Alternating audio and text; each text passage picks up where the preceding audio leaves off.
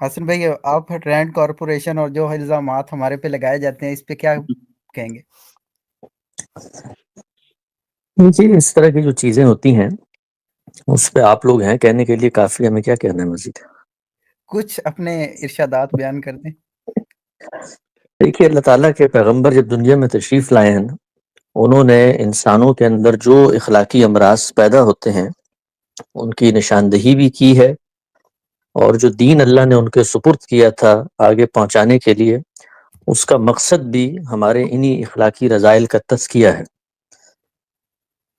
رسول اللہ صلی اللہ علیہ وسلم نے فرمایا ہے کہ جب بھی کسی شخص کے بارے میں کوئی دعویٰ تمہیں کرنا ہو، کوئی رائے تمہیں دینی ہو، اور اس رائے کو تم پیش کرو، تو اس پیش کرنے والے کے اوپر یہ لازم ہے، یہ واجب ہے کہ وہ بار ثبوت اپنے کندھوں پر اٹھائے، اور وہ آ کر یہ بتائے کہ جی میرا جو دعویٰ ہے اس کے پیچھے جو برہان ہے، جو دلیل ہے، وہ یہ ہے۔ اس کو اللہ کے پیغمبر نے بیان کیا، حدیث کی کتابوں میں آتا ہے البینۃ علی المدعی، یعنی دلیل، بینہ، بار ثبوت وہ مدعی پر ہے جو دعویٰ کرتا ہے، اور جو سامنے والا شخص ہے وہ اس وقت تک ماخوذ نہیں ہے جب تک کوئی دلیل سامنے نہیں آتی۔ دلیل کیسے کہتے ہیں؟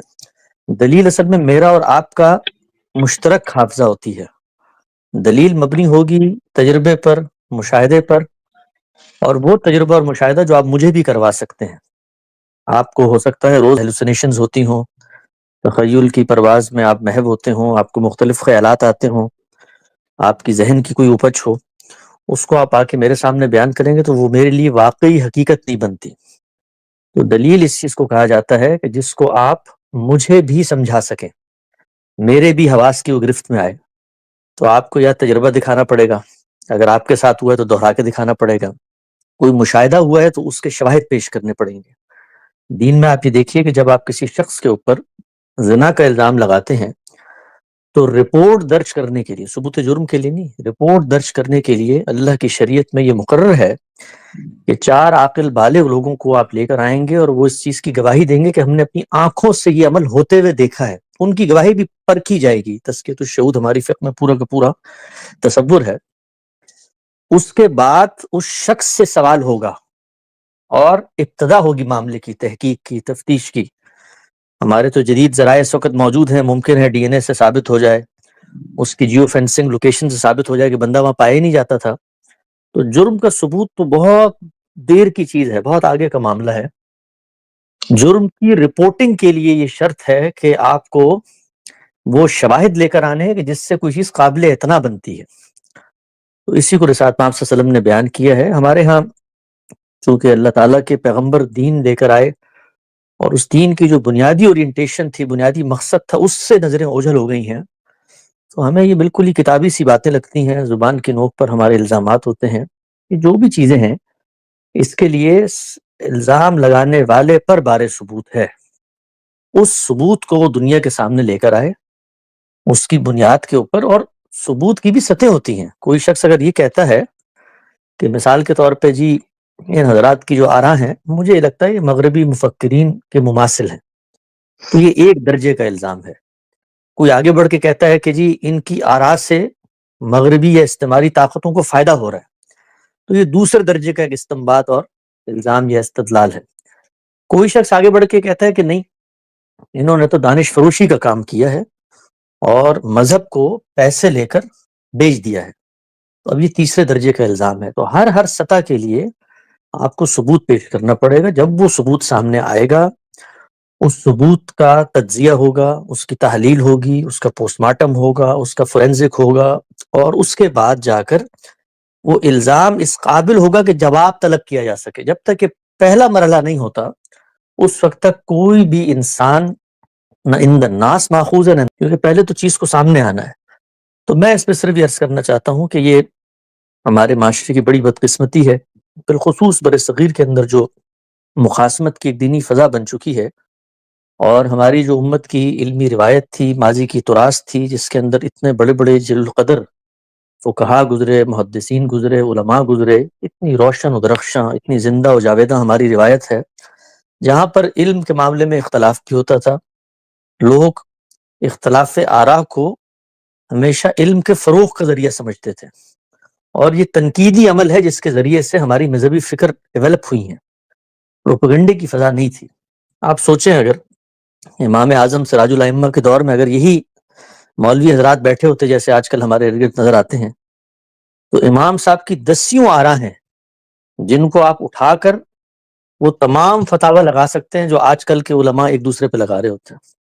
مثال کے طور پہ آج اگر غامدی صاحب کی زبان سے آپ یہ سنیں کہ کوئی شخص مسلمان ہوتا ہے اور وہ سورہ فاتحہ نہیں پڑھ سکتا، وہ انگریزی میں پڑھ لے، حالانکہ ہم اس رائے کو غلط سمجھتے ہیں اور اس کی علمی عقلی بنیادیں ہیں، لیکن یہی رائے امام اعظم سراج الائمہ نے دی۔ تو آپ سوچیں اگر یہ رائے آج ہم دیں تو اس کے بعد تحریف دین اور نماز سے دوری اور مغرب کو خوش کرنا کس کس طرح کے الزامات لگ سکتے ہیں۔ تو الغرض یہ ہمارے ہاں جو ایک تہذیبی رپچر ہوا ہے، تہذیبی انقطاع ہوا ہے، مسلمانوں کی تینوں بڑی سلطنتوں کے خاتمے کے بعد مسلمانوں کی جو قوت تھی، شان و شوقت تھی، اس کا خاتمہ ہوا۔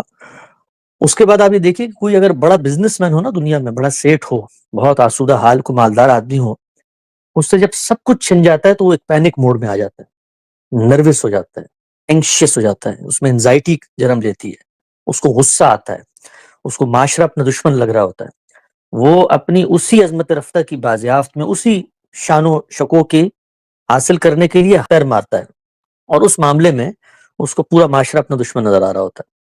تو ہمارا معاملہ بھی اس وقت یہی ہے، جس وقت ہماری تینوں سلطنتوں کا خاتمہ ہوا، بر صغیر کے اندر انگریزوں کی طاقت ہوئی، ہم نے یہاں پر 100 سال استخلاص وطن کی تحریک میں گزارے، اس کے بعد ہمارا ایک مزاج، ایک رویہ بنا ہے، اس مزاج اور رویے میں ہمیں ہر آدمی دشمن نظر آتا ہے، ہر آدمی سے ہمیں خوف محسوس ہوتا ہے، انسیکیورٹی محسوس ہوتی ہے، اور جو اسٹیک ہولڈرز ہیں ہماری سوسائٹی کے مذہبی لوگ، ان کو یہ لگتا ہے کہ جو کچھ بچی کچی ہماری طاقت ہے وہ یہ گروہ آ کے ہم سے چھین کے لے جائے گا۔ اس پس منظر اور اس نفسیات کے اندر کھڑے ہو کر ہم لوگوں کو ڈسکریڈٹ کرتے ہیں سوسائٹی میں۔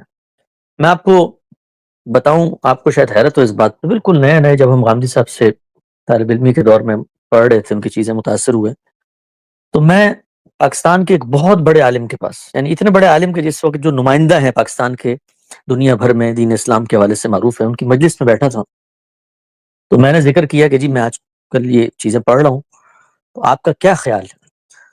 تو وہ خود تو نہیں، البتہ ان کی مجلس میں بیٹھے ہوئے ایک دوسرے بڑے عالم نے کہا کہ اس شخص کا نام نہ لو، اس کو تو ہم جانتے ہیں، یہ تو ایم آئی کا ایجنٹ ہے۔ مشرف کا دور تھا اس وقت، اور فوج کے جو ہے وہ معاملات چل رہے تھے، اور اپنے بھی اس کے پاس تقاضے تھے انلائٹنڈ ماڈریشن کے لیے۔ انہوں نے اتنے اعتماد سے اور ایسے رسوخ کے ساتھ یہ بات کہی کہ اگر میرے اندر یہ صلاحیت نہ ہوتی کہ میں کریٹیکلی چیزوں کو دیکھتا ہوں اور تجزیہ و تحلیل کرتا ہوں، تو آپ یقین جانیں کہ صرف ان کے کہنے کی بات ہی کافی تھا کہ میں اس کو اپنے عقیدے اور ایمان کی بنیاد بنا لوں کہ بھائی غامدی صاحب کو تو ملٹری انٹیلیجنس والوں نے پاکستان میں کسی مقصد کے تحت لانچ کر دی۔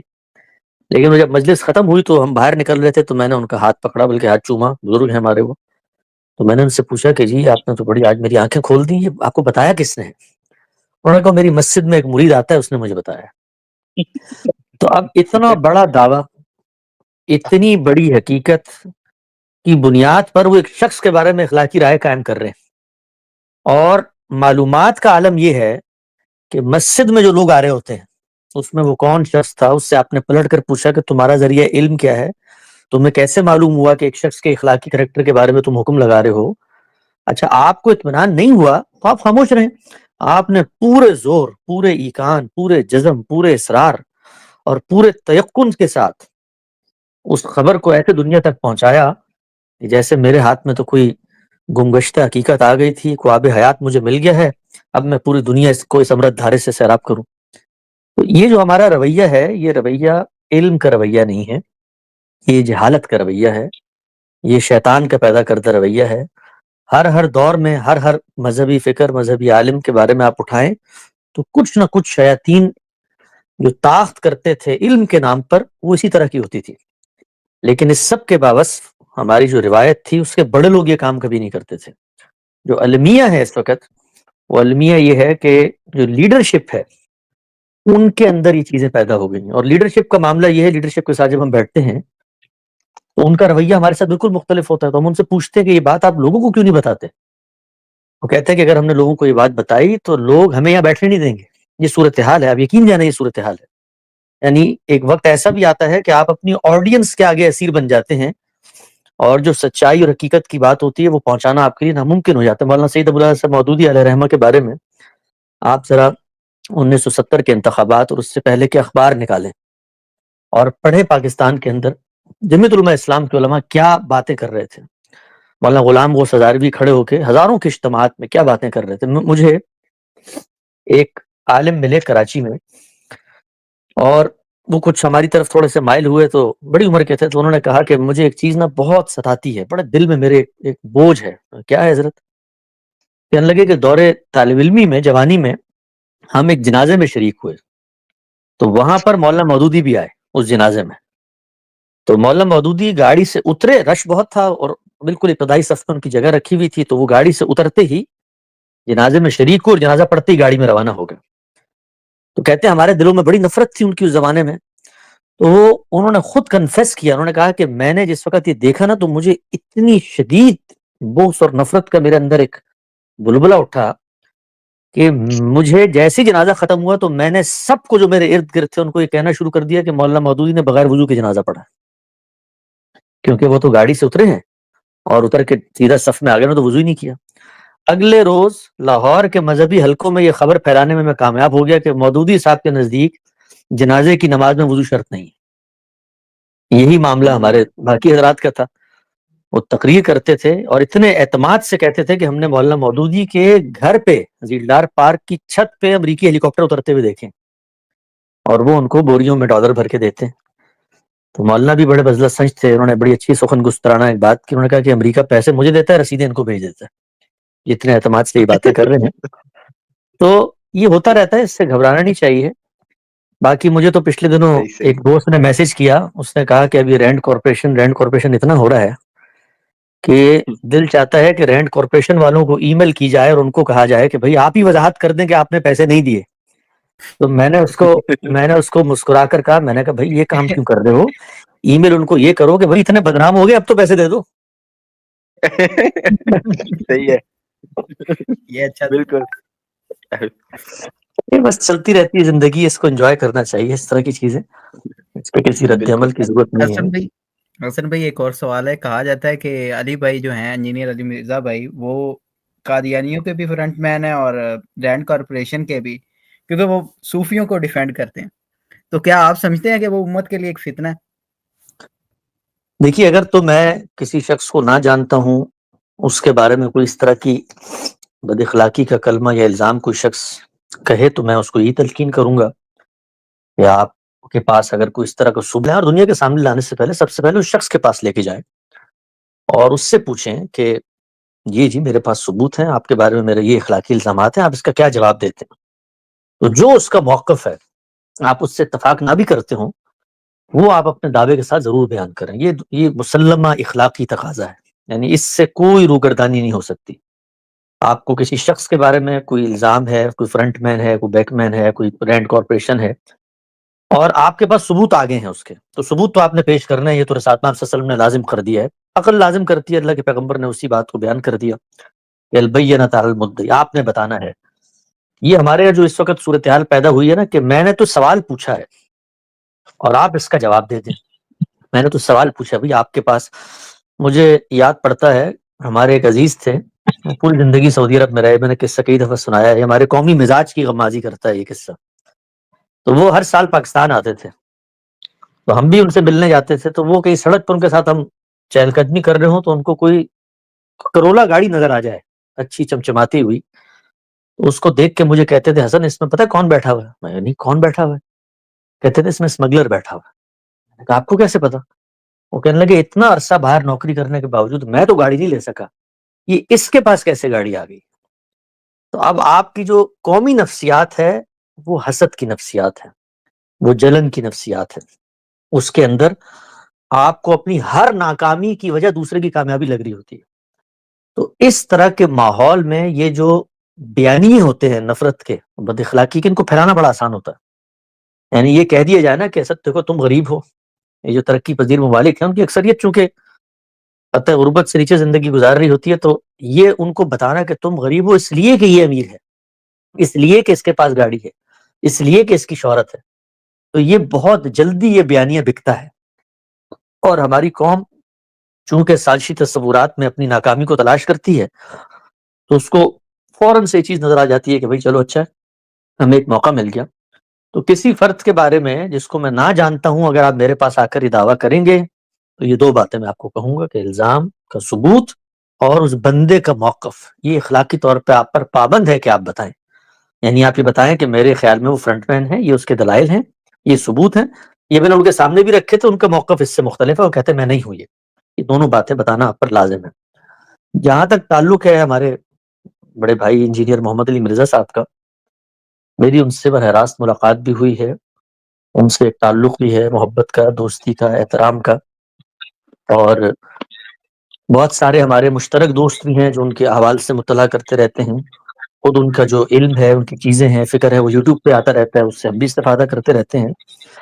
ایسے کسی شخص کے بارے میں میرے سامنے اگر کوئی اس طرح کی بات کرے گا، تو میں اس کو صرف اور صرف لغویات بھی دوں گا، اور اس طرح کے جو فضولیات ہوتی ہیں ان کو سننے کے بعد لوگوں کو ان کا لطف اٹھانا چاہیے۔ میں نے پچھلے دنوں عرض بھی کیا تھا کہ جو ہلا کے لطائف ہوتے ہیں، ایک شخص ہے، اس شخص کے ماضی حال سے آپ واقف ہیں، اس کی زندگی کے حوالے سے آپ واقف ہیں، وہ کہاں سے اٹھا ہے، اس کا پس منظر کیا ہے، کیا اس نے محنت کی ہے، کیسے اس نے اپنا فکر لوگوں کے سامنے پیش کیا ہے، کیسے دنیا نے اس کو قبول کیا ہے۔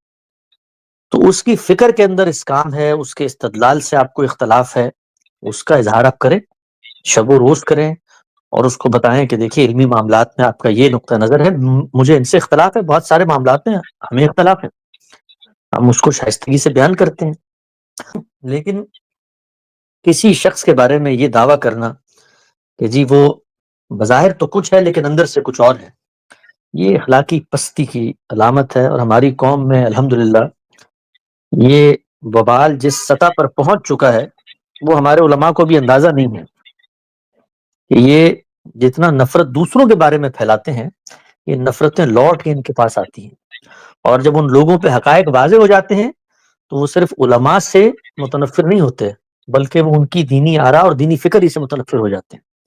ہمارے اس وقت جو الہاد کا آپ کو غلغلہ نظر آتا ہے، آپ لوگوں کے ساتھ بیٹھے ہیں تو آپ کو اندازہ ہوگا کہ وہ یہی اخلاقی تضادات ہیں مذہبی طبقے کے، جن کو بنیاد بنا کر یہ کہتے ہیں کہ اگر یہ خدا کا دین ہے اور دین کے ماننے والے یہ نمائندے ہیں تو ایسے دین سے تو ہم باز آئے۔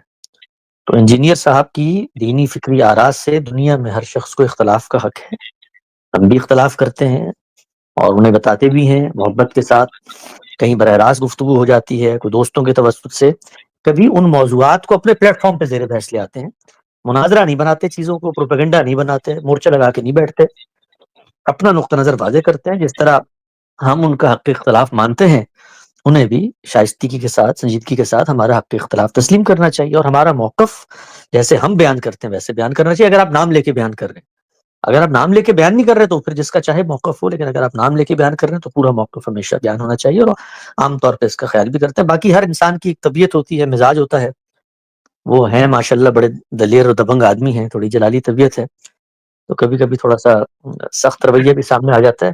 ہمارا بس تدبیر کے معاملات میں، چند چیزوں میں، آمدی صاحب بھی ہر ایک کو، یہ سب ہمارا اثاثہ ہیں، جتنے لوگ ہیں، یہ جتنا ٹیلنٹ ہے، یہ ہماری قوم کا اثاثہ ہے، چاہے وہ انجینئر صاحب ہوں، چاہے وہ واجدی صاحب ہوں، چاہے وہ قیصر راجہ صاحب ہوں، یہ سب ذہین لوگ ہیں، اللہ کے دین کا ایک درد لے کر آئے ہیں، اور اللہ کے دین کی نصرت کے جذبے کے ساتھ اس امت کی خدمت کرنا چاہتے ہیں۔ تو ان میں سے کسی شخص کے بارے میں بھی، کوئی بھی شخص ہو، وہ اگر آتا ہے مذہب پر بات کرتا ہے، اس کا مطلب کہ وہ اللہ تعالیٰ نے اس کو بولنے کی بھی صلاحیت دی ہے، سوچنے کی بھی صلاحیت دی ہے، وہ آگے آ کر بات کر رہا ہے اور اس کو اپنا نقطہ نظر ایکسپریس کرنے کی بھی صلاحیت اللہ نے دی ہے۔ تو ایسے لوگ کسی بھی ملت کا سرمایہ ہوتے ہیں، اور یہ لوگ حسن ہوتے ہیں معاشرے کا۔ ایک اختلاف کرے گا، اس کے نتیجے میں اپنی بات پہ غور کروں گا، ممکن ہے مجھے میری بات بہتر پریزنٹ کرنے کا موقع مل جائے اس کے نتیجے میں۔ تو کسی بھی شخص کے بارے میں مجھے بڑا اچھا لگتا ہے جب یہ انجینئر صاحب اپنے مخالفین کا بھی نام لیتے ہیں اور اس کے ساتھ کچھ دعائیہ القابات بھی لگاتے ہیں، بڑی اچھی روایت ہے۔ بس ہماری یہی درخواست ہوتی ہے کہ معاشرے میں جب آپ اصلاح کرنا چاہتے ہیں، جن موضوعات کو انہوں نے زیر بحث وہ لے کر آئے ہیں، جیسے توحید کے معاملات میں، دین کے اندر جو بدعات ہیں، لوگوں نے جو رسوم و رواج داخل کر لیے ہیں، ہم بھی یہی بات کہتے ہیں کہ یہ دیکھیے یہ مختلف مناہج بن گئے ہیں، اس میں قرآن و سنت کی حیثیت اصل کی ہونی چاہیے. بس دعوت کے معاملات میں تھوڑے ٹھنڈے دل و دماغ سے اگلے کی جگہ پہ کھڑے ہو کے، اور یہ تھوڑی سی جو الزامات کی نفسیات ہوتی ہے اس سے ہٹ کے اگر آپ نے دیر پا کام کرنا ہے تو اس کے لیے یعنی ہمارے مزاج اور رویوں میں استدلال کی قوت بڑھنی چاہیے. اور مجھے یہ لگتا ہے کہ اس کی کبھی کبھی ہم سب سے کمی ہو جاتی ہے، کوتاہی ہو جاتی ہے اپنی حمیت حق کے جذبے میں. میری پچھلے دنوں ایک صاحب سے یہ آسک کا سیشن کرتے ہیں ہمارے مسلم چینل والے بھائی ابرار، وہاں پر ایک صاحب کے ساتھ تبادلہ خیال ہوا. میں سچی بات ہے میں آپ سے عرض کروں کہ مجھے اس تبادلہ خیال پہ لوگوں نے بڑی مجھے میسج کیے، بھائی آپ نے یہ کر دیا. میں اندر سے میرے اندر ایک شرمندگی کا جذبہ ہے، اس لیے کہ وہ میرا مسلمان بھائی ہے. جس مسلمان کے ساتھ میں گفتگو کر رہا ہوں وہ میرا مسلمان بھائی ہے. اگر وہ اس جگہ پر پہنچ گیا تب بھی مجھے خیر خواہی کے جذبے کے ساتھ، محبت کے جذبے کے ساتھ، ایک اپنائیت کے جذبے کے ساتھ، کیونکہ انما المؤمنون اخوہ، ہم آپس میں بھائی بھائی ہیں. ہم لوگ ہم سب نے اپنی اپنی قبروں میں اکیلے جانا ہے. ہاں وہاں میرا ہاتھ غامدی صاحب پکڑیں گے، نہ کسی اور کا ہاتھ مودودی صاحب پکڑیں گے، نہ ڈاکٹر صاحب. ہم نے اپنے اخلاقی رویوں کو دیکھنا ہے کہ ہم حمیت حق کے جذبے کے ساتھ یہ کام کر رہے ہیں یا ہم نے چیزوں کو اپنی انا کا مسئلہ بنا لیا. تو میں ان بھائی کے ساتھ بھی مجھے بعد میں نے اپنا خود احتساب کیا، اپنا محاسبہ کیا. یہ تو ٹھیک ہے کہ وہ ہمارا موقف نہیں جانتے تھے اور اس میں سخت سخت بات کر رہے تھے، الزامات کی ان کی ایک طریقہ کار تھا، لیکن اس کے باوجود جو رویہ ہمیں اختیار کرنا چاہیے وہ خیرخواہی کا رویہ ہے، وہ استدلال کا رویہ ہے. اور جو سیدنا مسیح کہتے ہیں نا کہ آپ نے محبت سے، یعنی اپنے ہی گلے کی بھیڑیں ہیں سب، تو ان سب کے ساتھ اگر آپ نے آگے بڑھنا ہے تو محبت کے جذبے کے ساتھ، استدلال کے جذبے کے ساتھ، اپنائیت کے جذبے کے ساتھ، متاع درد و سوز کے جذبے کے ساتھ. ورنہ کچھ وقت گزرتا ہے ہمیں اپنا فرقہ، اپنا مسلک، اپنی جو مذہبی آراء ہیں ہم اس کے نہاد میں جینا شروع کر دیتے ہیں اور ان کا دفاع ہمارے لیے اصل چیز بن جاتا ہے. تو یہی چیز ہے جو غامدی صاحب جس کا درس دیتے ہیں کہ ہم سب کو سچا طالب علم بننا چاہیے. اور طالب علم جو ہے نا اس کا ایک مزاج اور ایک رویہ ہوتا ہے، ہم سب کبھی کبھی اس سے تجاوز کر جاتے ہیں. تو کوشش یہ کرنی چاہیے جو خود دین کا، اصلاح کا، خیر کا کام کر رہے ہیں، جتنے ہمارے بھائی ہیں، وہ استدلال پر توجہ مرکوز رکھیں. جیسے استدلال ہٹتا ہے تو جذباتیت آ جاتی ہے، اور جذباتیت جب جہاں آتی ہے وہاں شیطان اپنا کام دکھانا شروع کر دیتا ہے. وہ آپ کے ذہن میں الٹی سیدھی خرافات اور باتیں پیدا کرتا ہے، اور پھر اس طرح کے الزامات چیزیں سامنے آتی ہیں. آپ سوچیں اب دنیا کے اندر تو آپ نے مثال کے طور پہ کہہ بھی دیا بھائی ہم رینڈ کارپوریشن کے، ممکن ہے آپ کو لگا ہو، لیکن خدا نہ خواستہ اگر نہ ہوئے ہم، تو سوال یہ ہے کہ قیامت کے دن تو یوٹیوب کی ویڈیو ڈیلیٹ نہیں ہوگی نا، وہ تو ایک وبال جاریہ ہے آپ کے لیے. وہ تو مرنے کے بعد بھی لوگ سنتے رہیں گے، اس کی بنیاد پہ آراء قائم کریں گے. تو یہ اتنی احتیاط کی چیز ہے، اتنی اتنی دودھاری تلوار ہے جس وقت آپ دعوت اور اصلاح کا کام کرنے اٹھتے ہیں کہ آپ کی زبان سے ایک ایک لفظ جو نکلتا ہے اس کے اثرات ہوتے ہیں. اسی لیے آپ دیکھیے کہ علم نافع ہو تو وہ صدقہ جاریہ بن جاتا ہے، لیکن اس طرح کا اگر آپ کو کام کریں تو پھر یہ وبال جاریہ میں کہتا ہوں اس کو، خاص طور پہ یوٹیوب کی دنیا میں، کہ وہ لوگ سنتے رہیں گے اس کو اور اس سے ایک منفی اثر لیتے رہیں گے اور اس آپ کی رائے کو معاشرے میں پھیلائیں گے یا آپ کے کھاتے میں جائیں گے سب گناہ. میں یہی کہتا ہوں کہ ان لوگوں کو بھی سوچنا چاہیے کہ جو لوگ اٹھے ہیں، باصلاحیت لوگ ہیں، ان کے سوالات ہیں، اعتراضات ہیں، ان کو بھی یہ کام کرنا چاہیے کہ محبت اور اپنائیت کے جذبے کے ساتھ، نہ کہ کسی شخص کی انا کو مجروح کرنے کے ساتھ. دیکھیے پیغمبر جب دعوت دیتے ہیں وہ انائیں کبھی مجروح نہیں کرتے. انا جب مجروح ہو جاتی ہے نا، یہ ایک ایسا مرض ہے کہ بڑے سے بڑے استدلال کے آگے بھی پردے حائل ہو جاتے ہیں. تو ہم سب کو کوشش یہ کرنی چاہیے کہ جو قرآن نے بتایا ہے حکمت کے ساتھ، دانائی کے ساتھ، نرمی کے ساتھ، جیسے پیغمبر دعوت دیتے تھے اس طرح سے ہم دعوت دیں اور لوگوں کی خیرخواہی اور بھلائی چاہیں. حسن بھائی جزاک اللہ خیرہ. حسن بھائی، طلحہ بھائی کے لیے اور ہمارے پورے پینل کے لیے آپ کی کوئی ایک نصیحت جو آپ ہمیں کرنا چاہیں؟ بھائی میں تو خود نصیحت کا محتاج ہوں، آپ ہی کی طرح کا طالب علم ہوں چھوٹا سا، لیکن ایک چیز جو مجھے لگتا ہے نوجوانوں میں، خود مجھے بھی اس پہ عمل کرنا چاہیے، آپ سب بھی نوجوان ہیں، وہ یہ ہے کہ اپنی مسلکی شناخت کبھی نہیں بنائیے گا. جس وقت آپ کے اوپر ایک چھاپ لگ جاتی ہے نا، تو اس کے بعد جو غور و فکر کا عمل ہے وہ آپ سے آپ سست اور مان پڑنے لگ جاتا ہے. یہ مسلک کی چھاپ اتنی خطرناک چیز ہے کہ اس کے بعد انسان لاشعوری طور پر اپنے افکار کو پابند سلاسل کر لیتا ہے. وہ جو جملہ غامدی صاحب فرماتے ہیں نا، اب تو ہم اتنا سنتے رہتے ہیں تو اس کا وہ اثر شاید دنیا پہ نہیں ہوتا کہ میں تو ایک طالب علم ہوں، یہی جملہ اصل حقیقت ہے.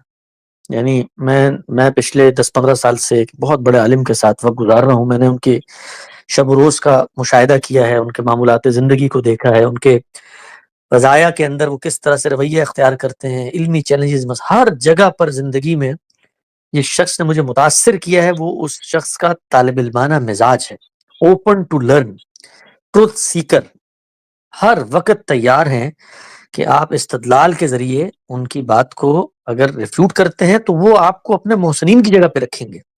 یعنی وہاں یہ معاملہ بھی نہیں ہے کہ جی میں نے ایک مذہبی فکر. آپ یہ دیکھیے، اچھا دلچسپ بات یہ کہ جن لوگوں نے یہ افکار تشکیل دی ہوتے ہیں ان کے اندر یہ چیز نہیں ہوتی، لیکن جو انصار، جو معاہدین، جو ساتھی، جو نصرت کرنے والے ان کے خیرخواہ آتے ہیں میدان کے اندر، ان کے اندر یہ چیز پیدا ہو جاتی ہے، ہم میں ہو جاتی ہے.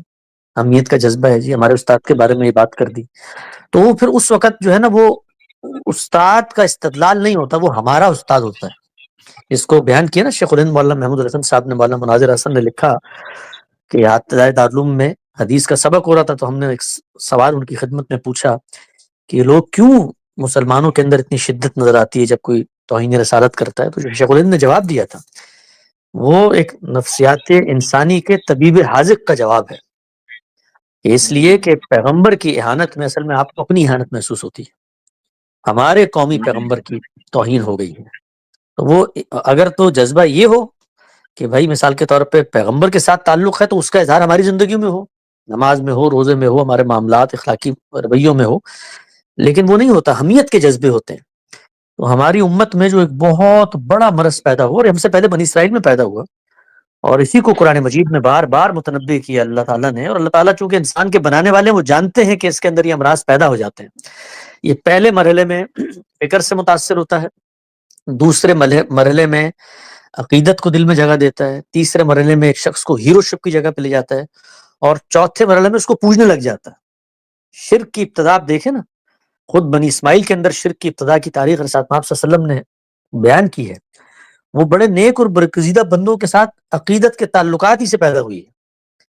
تو یہ بہت بڑا مرض ہے. جب آپ کسی فکر سے متاثر ہوتے ہیں، اس کے استدلال سے متاثر ہوتے ہیں، تو وقت گزرنے کے ساتھ ساتھ فطری محبتیں ہر جگہ پیدا ہوتی ہیں. ادب اور احترام، حلقوں کے ساتھ تعلق، یہ فطری چیز ہے. اس سے نہ کوئی فرقہ بنتا ہے، نہ کوئی مسلک بنتا ہے.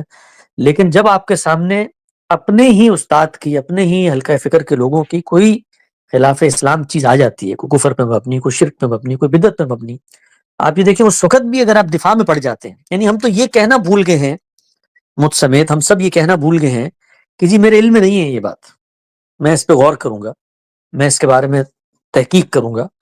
لیکن وہ یہ ہوتا ہے کہ اگر ہم کہہ دیں تو لوگ کیا تاثر قائم کریں گے ہمارے علم کے بارے میں، ہمارے رویے کے بارے میں. تو ان چیزوں پر ہمیں غور و فکر کرنا چاہیے، تدبر کرنا چاہیے، اور طالب علمانہ مزاج کو اپنی زندگی کا نصب العین اور آدرش بنانا چاہیے. چیزوں کو، علم ایک بڑی پاکیزہ چیز ہے. علم جس وقت پروپیگنڈے کے روپ میں آتا ہے نا، تو اس کی جو روح ہے اس کی موت ہو جاتی ہے، اگرچہ آپ کا استدلال اگلا ماننے پر تیار ہو جائے. یہ جو پروپیگنڈے کی فضا ہے، یہ پروپیگنڈے کی فضا علم کے خاتمے کے مترادف ہے. تو علم کی ایک سینٹیٹی، اس کی ایک سنجیدگی. علم کیا ہے؟ علم سچائی کا نام ہے. سچائی کی اپنی ایک رفت، ایک بلندی، ایک وقار، ایک مقام ہوتا ہے. وہ اگر اس سے نیچے سے پیش کی جائے تو بڑی سے بڑی حقیقت بھی اپنا وقار کھونا شروع کر دیتی ہے.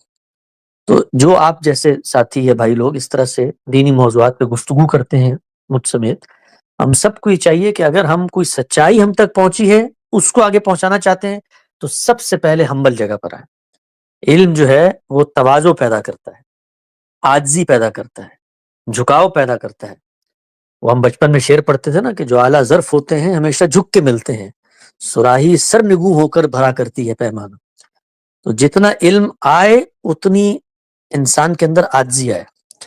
دیکھیں امام غزالی نے کیا فرمایا ہے کہ آپ کے پاس اگر علم ہے تو یہ سب سے بڑے گلے کا توق ہے، اس لیے کہ اسی علم کی بنیاد پر میرا مواخذہ سخت ہوگا. تو علم آنے کے بعد آدمی میں جھکاؤ آنا چاہیے، عاجزی آنی چاہیے، پستی آنی چاہیے. میں نے کئی جگہ یہ واقعہ پہلے بھی سنایا، خود شیخ الہند میں بہت ان کو فیسینیٹ کرتا ہوں، ان کی شخصیت. مولانا محمود حسن صاحب دیوبندی علیہ رحمہ، یعنی کسی مجلس میں وہ کھڑے ہوئے کوئی بات کرنے کے لیے، پہلے وہ مجلس میں آئے تو لوگوں نے کہا آپ کو واز کرنا، کبھی مجھے تو نہیں آتا کوئی واز وغیرہ کرنا. تو لوگوں نے بڑا اصرار کیا، نہیں آپ واز کریں. تو وہ کھڑے ہوئے، تو کھڑے ہو کر انہوں نے ایک واز ارشاد فرمانا شروع کیا. تو وہ درس دینا شروع ہوئے تو کسی شخص نے تنقید کی، انہوں نے کہا یہ تو آپ نے عبارت ہی غلط پڑھی ہے. اب ہماری طرح کا کوئی مولوی ہوتا وہاں پر تو کہتا اچھا پتر آؤ میں بھی ذرا تمہارا امتحان لوں عبارت کا، سناؤ ذرا صرف صغیر، یہ سناؤ مجھے معلقات سبا. تو بڑے آدمی کیا کرتا ہے، انہوں نے کہا بھائی میں تو پہلے ہی آپ کو کہہ رہا تھا کہ مجھے کچھ نہیں آتا، آپ نے مجھے اٹھا دیا. سوچیں آپ. اور یہ کہہ کر بھی بیٹھ گئے اور بیٹھنے کے بعد جب مجلس ختم ہو گئی پھر اس شخص سے ملاقات ہوئی تو انہوں نے اس سے استفسار کیا اور دوسری روایتیں بتائیں. انہوں نے کہا یہاں پر بھی لفظ اسی معنی میں استعمال ہوا ہے. میں نے بالکل ٹھیک پڑھا تھا. تو یہ مطلب نہیں ہے کہ آپ اپنے موقف پہ کمپرومائز کر لیں، نہیں، ایک رویہ بننا چاہیے، ہیوملٹی کا رویہ، جھکاؤ کا رویہ. اور دین جو ہے نا، دین وہ محاسمت کی بنیاد بھی بننا چاہیے. معاشرے کے اندر دین جو ہے نا صرف علم و تحقیق نہیں ہے، دین دعوت کا موضوع ہے. جب میں دین کے مقدمات کو اپنے مسلمان بھائیوں کے سامنے سختی اور درستی اور خشونت کے جذبے سے پیش کروں گا تو میرا جو تشخص ہے میرے مذہب کی فکر کی دعوت کا وہ بہت مجروح ہوگا. اس طرح میں نے ابھی عرض کیا کہ یہ جو ملحدین ہیں، میں بڑے ملحدین سے ملا ہوں اور ان کے ساتھ دوستیاں بھی رہی ہیں، گپ شپ بھی ابھی بھی کئی ہیں، اور ان کے اندر اترا ہوں کہ بھائی سمجھوں کہ مسئلہ کیا ہے. تو میرا تجربہ تو یہ ہے کہ جتنے لوگ میرے ارد گرد رہے ان میں سے ہر ایک کو مذہبی علماء کے رویے سے کوئی زچ پہنچی تھی. یہ چیز ہمیں دیکھنی چاہیے کہ ہم کسی لائف سٹریم میں جواب دیتے ہوئے بندے کو تو خاموش کرا دیں گے اپنی بات سے، لیکن وہ اصل میں میرا رویہ ہے جو دعوت کی بنیاد بن رہا ہے. وہ اور لوگ بھی سن رہے ہیں اور وہ اس پہ غور و فکر کر رہے ہیں کہ اچھا اگر یہ مذہبی لوگوں کے اندر یہ طریقہ کار ہوتا ہے نا تو ہم تو اس سے باز آئے.